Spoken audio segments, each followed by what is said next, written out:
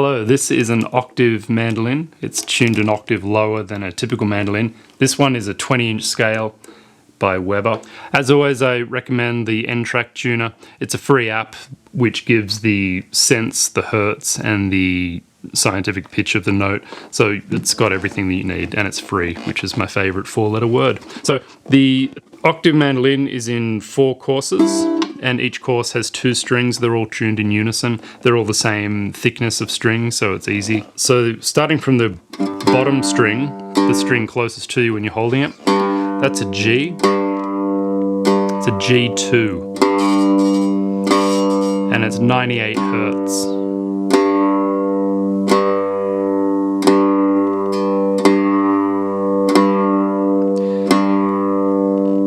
The third course is D, D3, so it's up 1 octave from the low G string, and that's 146 hertz.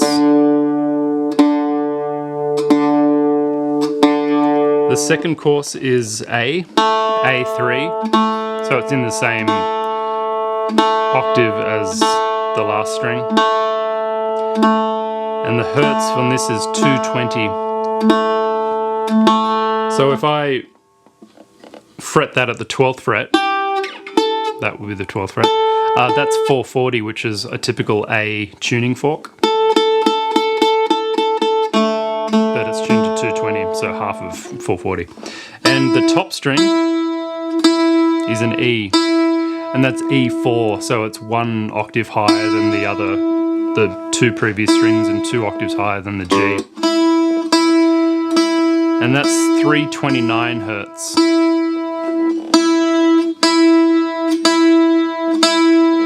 Okay, so G, bottom G.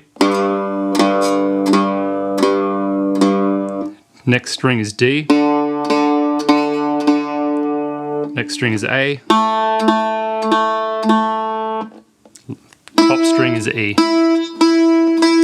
Another way you can kind of quickly figure out where you are is if you fret on the 7th fret of the 4th string and then play the open string of the next string up. So that is fretted at the 7th fret and that is open D string.